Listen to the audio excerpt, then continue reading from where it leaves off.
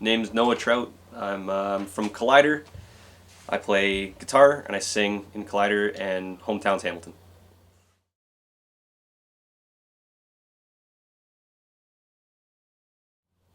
My biggest influences, both personal and musical, growing up, probably been my dad. Ever since I was a little kid, he used to make these little tapes for me and my sister, burn them on CDs, and listen to them on the road trips. And that's how I really got acquainted with a bunch of new songs, and where I get a lot of my taste from as well, and what I like in music. And yeah, so he's always, still is, always sending me new bands, new songs to listen to, and yeah, absolutely love it. So yeah, to add to my main influences, my uncle.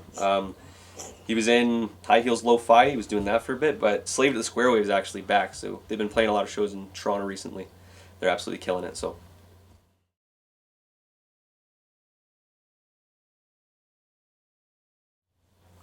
yeah, so like I said, with my just musical influences, would be my dad. Um, some of my earliest memories, like music on those tapes, would be a bunch of Face to Face, a bunch of the Jam, lots of ska, lots of punk music, lots of. When I got a little older is when he more showed me the hardcore and metal. But yeah, that would be it. And also my uncle being Doug Lee from the Wet Spots. Been in a bunch of bands over the years. Most recent was High Heels Lo-Fi. So I got a lot of music in my family. My mom's a really good piano player. She's really talented musically as well. So got a lot of people in my family that are into this. We go all the time to shows as a family as well. Any chance we can get, we see the Interrupters every time we come in. That's one that both all my mom, sister, my dad, and I absolutely love. So we always go and see them. We always go and try to do everything we can as a fam, and that is directly related to that music piece. So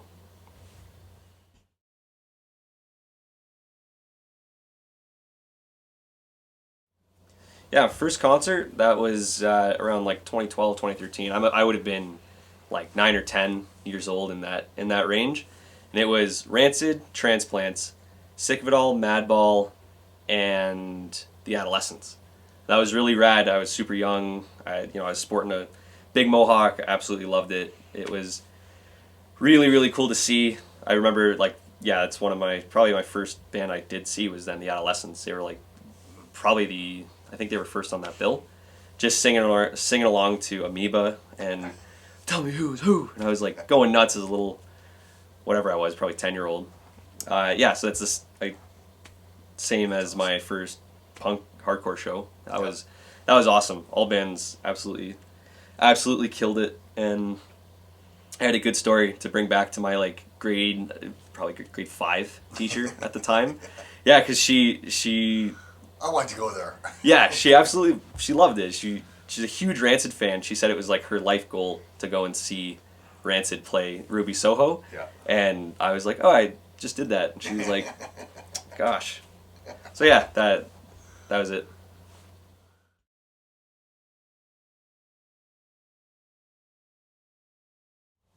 All right, so some of the favorite shows that I've seen. My first one is definitely one of them.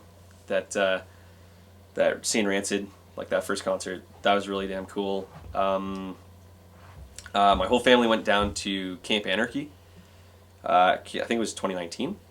We went down to Camp Anarchy. That was awesome. Just seeing like some of those bands, some of the bands that, like, oh my god, we saw Fear, and that guy, yeah, like that was awesome. He's an old guy, and we're so glad we got to see him. Yeah, so glad we got to see him.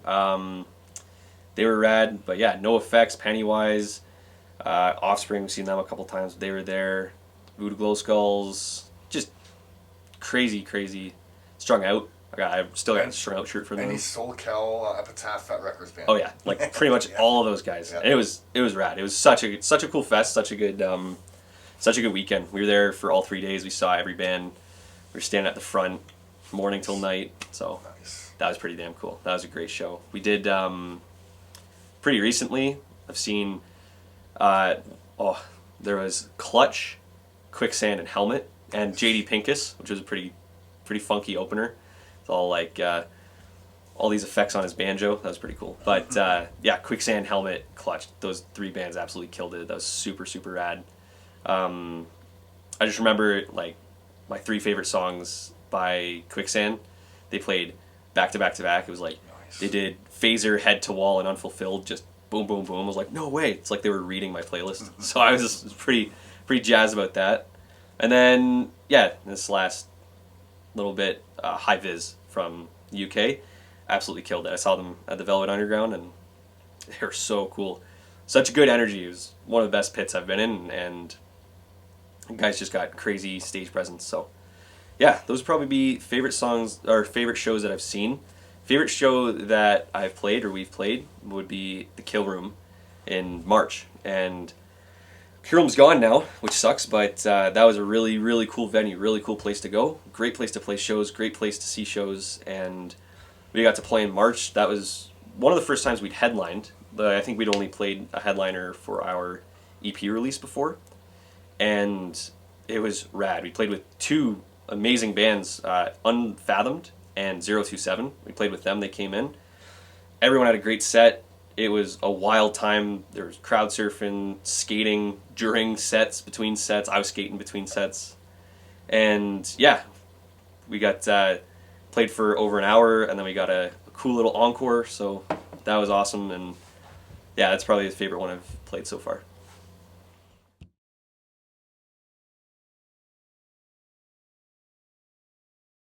Yeah, so craziest thing, a show that I've been to would be, I saw Leftover Crack in Toronto, and one of the opening bands had a female drummer, and at the end of the show, there was a guy, I think it was a prosthetic hand. He had a prosthetic hand, and through the hand he had a channel for beer to flow. And the drummer, she was like shotgunning beers through this guy's prosthetic hand. It's pretty crazy. That was pretty wild.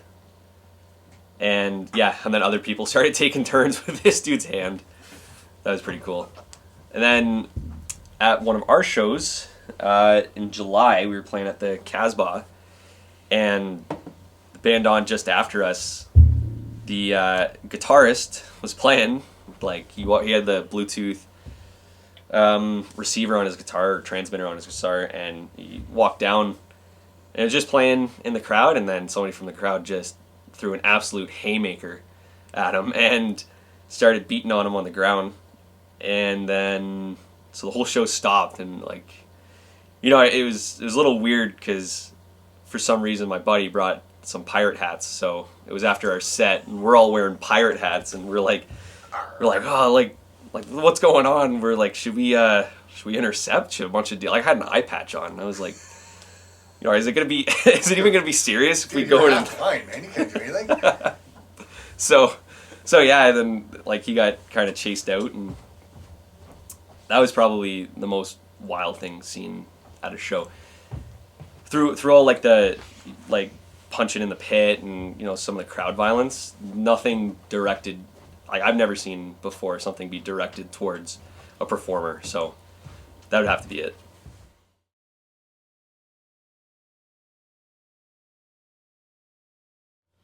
So really only been in Colider. It's been my thing since high school. Started with bassist Sonny and I back in high school, and back then we were called something differently. We were called Gypped. We played a couple shows at the high school. We had Bishop Ryan, so we played a couple shows there. We played a couple backyard shows. Played under an overpass going down the Red Hill, which was something. Acoustics were non-existent, so I mean, but that was something. That was an experience. And then we went through some lineup changes, and we were kind of on a hiatus throughout COVID, and for 2 years didn't play any shows, weren't doing anything, but in the background we were really plugging away at new material, just doing some demos on GarageBand. And early last year we met up with Murr, and haven't looked back since. So, and then we changed our name from Gypped to Colider, like around the time of our first show with Belvedere, which was, mid 2022. So that's been it. I haven't been in anything else. I know Murr kills it. He's got some side projects. He's got Ghost Division, which is his metal side project, which is absolutely awesome. He's brilliant. I don't understand some of the time signatures that he plays in, but man, like he kills it. And then he's also got Gutter Crowns, which is another side project for him. So yeah, that's pretty much it.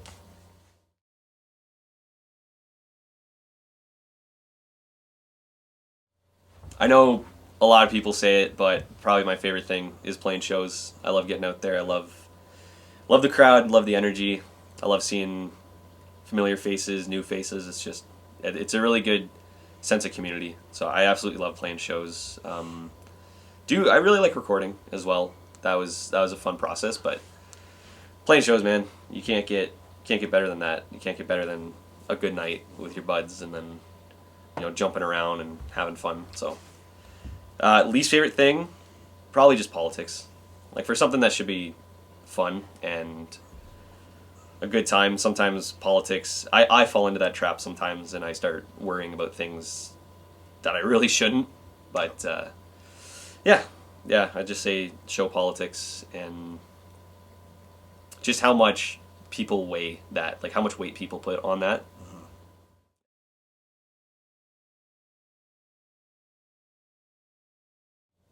Favorite food right now, I've been digging shawarma. I love my I love my half and half, like fries and rice shawarma.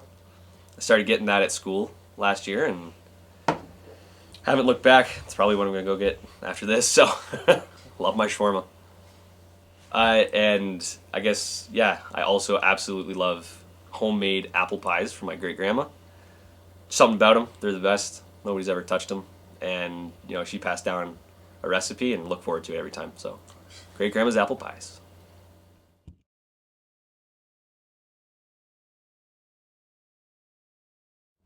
So yeah, most useless talent. I can wiggle my ears. Let's do it. I mean, let's see it. Yeah. You see it? Nice. Yep. Yeah.